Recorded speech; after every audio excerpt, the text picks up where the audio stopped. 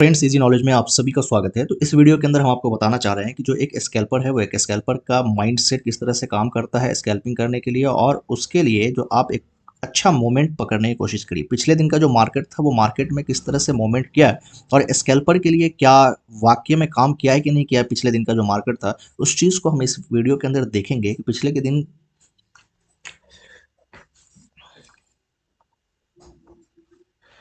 Hello friends, तो इस video के अंदर हम आपको बताना चाह रहे हैं कि जो पिछले दिन का मार्केट था फ्राइडे का, उस दिन एक स्कैल्पर के लिए क्या ट्रेडिंग पॉसिबिलिटी थी या फिर उस दिन आपको ट्रेड मिला कि नहीं मिला, उस चीज़ को हम आपको इस वीडियो के अंदर दिखाना चाह रहे हैं। और आपका यहाँ पर साइकोलॉजी क्या काम करने का है उस चीज़ को आप गौर करेंगे। यहाँ पर देखिए कि यहाँ पर जो है मार्केट ओपन हुआ था और उसके बाद एक रेंज बना, मार्केट कुछ देर यहाँ पर नीचे रहा, उसके बाद यहाँ पे पुल बैक किया। यहाँ पे जो है आप कहेंगे स्कैल्पर के लिए, तो ये स्कैल्पर के लिए एक छोटा सा प्रॉफिट बन सकता था, लेकिन यहाँ पर रिस्की था। यहाँ पे क्या था, रिस्की था।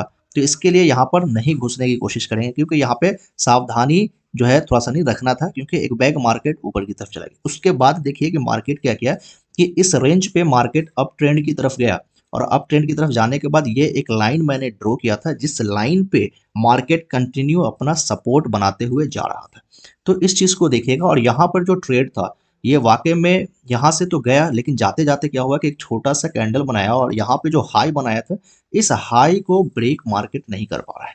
अब यहाँ पे एक चीज साइकोलॉजी पॉइंट ऑफ व्यू से जो स्कैल्पर हैं उनके माइंड में होनी चाहिए, जो भी स्कैल्पिंग करते हैं उनके दिमाग में ये बातें होनी चाहिए कि मार्केट यहाँ पर एक बार हाई बनाया उस दिन का, पिछले डे का, उसके बाद दोबारा फिर यहाँ से मार्केट नीचे आ जाता है, फिर यहाँ से ऊपर जाता है, फिर यहाँ पे ऊपर निकलने की कोशिश करता है, लेकिन मार्केट ऊपर नहीं जा पाता। यहाँ पे फिर दोबारा ट्राई करता है, तिबारा ट्राई होता है, चौथी बार, ये पांचवी बार ट्राई हो चुका, यहाँ पे छठी बार ट्राई हो चुका, मतलब 6 टाइम जो है मार्केट ने ऊपर जाने की कोशिश किया, लेकिन मार्केट यहाँ पर ऊपर नहीं जा पाया।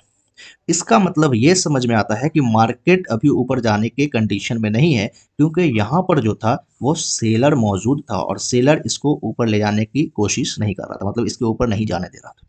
यहाँ पे स्कैल्पिंग माइंडसेट क्या कहता है कि एक यहाँ पे एक अप ट्रेंड लाइन बना, जो लाइन हमने दिया है, और इस लाइन को भी टेस्ट करते हुए जा रहा था। यहाँ पे देख रहे हैं 2 3 4 5 बार टेस्ट कर लिया, और जाते जाते एक छोटा सा यहाँ पर रेंज बना दिया, जिस रेंज में आपको ट्रेडिंग करना था। अब यहाँ पे जैसे ही मार्केट इस रेंज के नीचे ये ब्रेकआउट कंप्लीट तरीके से दे दिया, ये पूरी तरीके से मार्केट क्या क्या क्लोजिंग दिया अपने सपोर्ट लेवल के नीचे, तो यहाँ पर आपका एक एंट्री बनता। फर्स्ट एंट्री अगर यहाँ पे आप बनाते थे तो यहाँ तक का आपको टारगेट मिला, पहली चीज। दूसरी चीज थी कि यहाँ पे एक एंट्री, एक तो ये है कि सपोर्ट लाइन टूटा तो यहाँ पे हमने एंट्री बनाया। दूसरा ये है कि जो हमने 5 EMA, जो ब्लैक वाले जो ये लाइन है, ये 5 EMA है, तो इस चीज का और 20 EMA का जो ब्रेकआउट हुआ वहां पे भी हम ट्रेडिंग ले सकते थे। जैसे ये घूमा और यहाँ पे ये ब्रेकआउट हुआ, तो यहाँ पे ये जो डाउन ट्रेंड की तरफ मूव किया, तो एक चीज समझ में आया कि ये नीचे की तरफ जा रहा है, डाउन की तरफ जा रहा है, तो यहाँ पे ब्रेकआउट होने वाला था। तो इस जगह पे आपने अगर एंट्री बनाया तो यहाँ पे 2 कैंडल आपको इनसाइड कैंडल देकर आपको थोड़ा परेशान किया, लेकिन यहाँ पे आपका टारगेट मिल गया। तो यहाँ पे जैसे ही ये कैंडल बना, आप यहाँ एग्जिट कर देते, मार्केट से बाहर निकल जाते। इतना पॉइंट एक स्कैल्पर के लिए जरूरी है, और इतना पॉइंट जो है स्कैल्पर कैच करने की कोशिश करता है। तो यहाँ पे आप कहेंगे कि फर्स्ट ट्रेड जो है स्कैल्पर को यहाँ पर मिल चुका था, इस चीज को गौर करें। दूसरी चीज देखिए कि जो दूसरा टारगेट कहाँ पे दिखा एक स्कैल्पर के लिए, यहाँ पर देखिए कि यहाँ पर क्या दिख रहा है। यहाँ पर आपको दिख रहा है कि मार्केट यहाँ से फिर बैक हुआ, ऊपर की तरफ गया, और ऊपर जाने के बाद यहाँ पे मार्केट क्या किया, फिर यहाँ पे ठहर गया 21,360 के पास मार्केट यहाँ पे ठहरा। 1 2 3 4 5 5 टाइम्स यहाँ पे मार्केट ऊपर की तरफ ठहरा। यहाँ पे 5 EMA 20 EMA को क्रॉस नहीं कर पाया, तो इससे ये साबित होता है कि यहाँ पे फिर मार्केट नीचे की तरफ जाएगा, तो यहाँ पे आपको क्लोजिंग नहीं देना चाहिए था, मतलब यहाँ पे आपको ट्रेड नहीं लेनी चाहिए। यहाँ पे ये जो कैंडल है, इस कैंडल का जो काम था उसने किया कि 20 EMA को और 5 EMA को, दोनों ईएमए को इसने ब्रेक किया। तो यहाँ पे आपका ट्रेड, इस कैंडल पे आपका ट्रेड बनेगा, यहाँ पे आपकी एंट्री होगी। थोड़ा सा स्टॉप लॉस आपका यहाँ पर होगा, यहाँ पे आप स्टॉप लॉस लगाएंगे, एसएल लगाएंगे, और यहाँ से जैसे मार्केट ने आपने एंट्री मारा, थोड़ा नीचे गया, लेकिन यहाँ पे क्या हुआ, ऊपर की तरफ आया। लेकिन यहाँ पर साइकोलॉजी पॉइंट ऑफ क्या कह रहा था उस चीज को आप देखेंगे। तो यहाँ पे जो साइकोलॉजी पॉइंट ऑफ व्यू ये कह रहा था कि ये जो कैंडल ऊपर की तरफ गया, ये 20 ईएमए जो था, इस 20 ईएमए को ब्रेक नहीं कर पा रहा था, वहां से छू कर नीचे आया। तो जैसे ही नीचे आया आपको एक टारगेट की तरफ लेकर गया, यहाँ तक टारगेट आया था नीचे, लेकिन यहाँ पर आप जब वेट करेंगे तो जैसे ही यहाँ पे ग्रीन कैंडल बना तो या तो इसके हाफ पर निकल जाते हैं, अगर यहाँ पर भी नहीं निकले हैं तो मान लीजिए कि यहाँ पे भी अगर आपका एग्जिट हुआ है तो भी आपको यहाँ पे 3 कैंडल ये स्कैल्पिंग में दे दिया।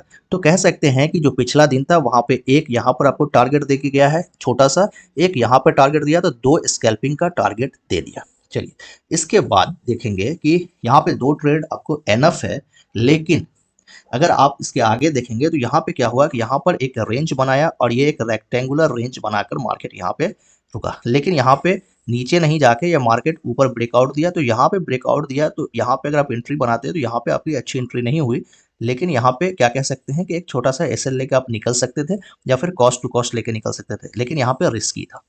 तो आप कह सकते हैं कि पिछले दिन जो मार्केट था उस दिन 2 स्कैल्पिंग का ट्रेड आपको मिला, और वो ट्रेड अगर आपकी अच्छी क्वांटिटी थी, क्योंकि कम से कम 250 क्वांटिटी से या 5 लॉट से लोग काम करते हैं, इसमें आपको कम से कम 2000 से लेकर 3000 का प्रॉफिट दोनों मिलाकर हो गया होगा या इससे ज़्यादा भी होगा।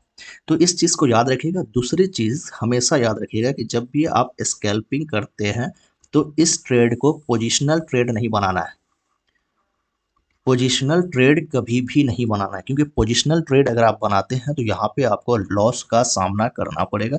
तो ये चीज़ का हमेशा ख्याल रखेंगे, और जब तक किसी सपोर्ट लेवल को या रेजिस्टेंस लेवल को या फिर यहाँ पे 20 ईएमए का प्रयोग किए हैं या फिर 5 ईएमए का पूरी तरीके से क्लोजिंग नहीं कैंडल दे रहा है, वब तक आप टारगेट मतलब एंट्री का कोशिश ना करें, क्योंकि मार्केट है यहाँ से रिवर्स कर जाएगा और आपको समझ में भी नहीं आएगा। तो इस चीज़ का आप ख्याल करेंगे। वीडियो अगर आपको अच्छा लगता हो तो ज़रूर लाइक कर दीजिए और अपने दोस्तों को भी शेयर कर दीजिए, जिससे आपके दोस्त और आप भी एक ट्रेडिंग की साइकोलॉजी को समझ सके और मार्केट को समझने की कोशिश करें। रिस्क और रिवार्ड अपने पर लें, क्योंकि हम सेबी से रजिस्टर्ड नहीं है। मिलते हैं नेक्स्ट वीडियो में। Thanks for watching.